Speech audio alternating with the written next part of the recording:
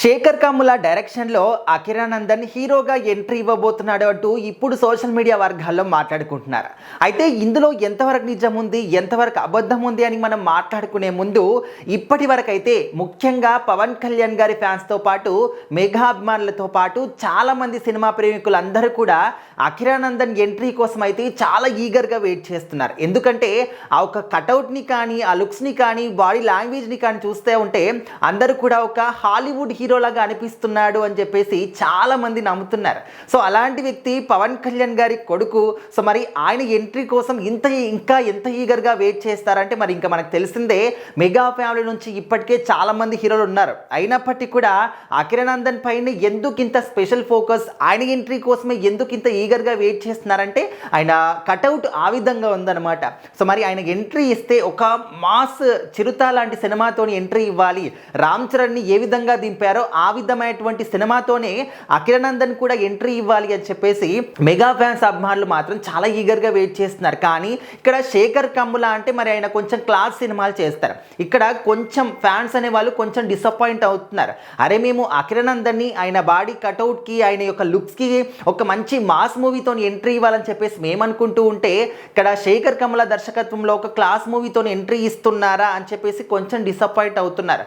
అయినప్పటికీ కూడా మాకు మాత్రం అకిరానందన్ ఒక సినిమాతో ఎంట్రీ ఇప్పించండి, ఆయన డెబ్యూ ఫిల్మ్ ఏ విధంగా ఉంటుందో చూడాలనుకుంటున్నామని చెప్పేసి ఫ్యాన్స్ మాత్రం ఇంకా చెప్తూనే ఉన్నారు. ముఖ్యంగా పవన్ కళ్యాణ్ గారు డిప్యూటీ సీఎంగా గెలుపొందిన తర్వాత ఆయన వెనకాల ప్రతి చోట కూడా అకిరానందన్ మనకు కనిపించాడు. ఇన్ఫ్యాక్ట్ పిఎం మోదీని కలిసినప్పుడు కూడా వెనకాలే ఉండడం.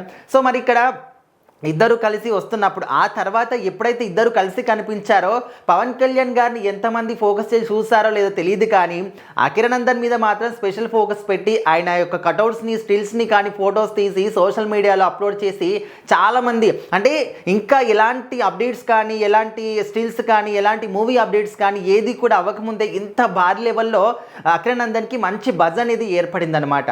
సో మరి ఆయన మ్యూజిక్ నేర్చుకుంటున్నాడు, ఆల్రెడీ తమన్ గారి దగ్గర కూడా వర్క్ చేశారు, కొన్ని షార్ట్ ఫిలిమ్స్ కూడా మ్యూజిక్ డైరెక్టర్గా పనిచేశాడని చెప్పేసి మనకు తెలుసు. సో మరి ఆయన విష్ ప్రకారం అయితే ఆయన యొక్క మ్యూజిక్ డైరెక్టర్ అవ్వాలి అని చెప్పేసి ఒక కోరిక ఉన్నట్టు, అదే విధంగా అవుతాడు అని చెప్పేసి కూడా రేణు దేశాయ్ గారు కూడా చెప్పారు. సో మరి ఆయన హీరోగా ఎంట్రీ ఇస్తాడా, మరి ఫ్యాన్స్ కోరుకున్నట్టే సినిమాల మీద అంటే యాక్టింగ్ మీద ఆయనకి ఇంట్రెస్ట్ ఉందా లేదా అనే విషయం పట్ల అయితే మరి వాళ్ళే చెప్పాలి.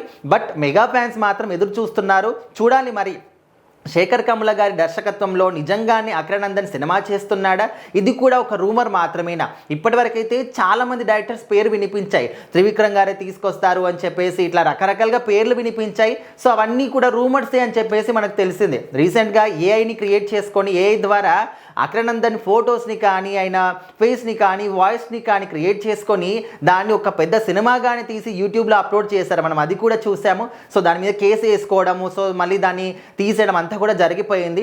బట్ ఇప్పుడు మాత్రం శేఖర్ కమ్ముల గారి దర్శకత్వంలో వస్తున్నారు అంటున్నారు. బట్ అది కూడా రూమరేనా నిజమా అని తెలియాలంటే ఖచ్చితంగా కొద్ది రోజులు అయితే వెయిట్ చేయాలి.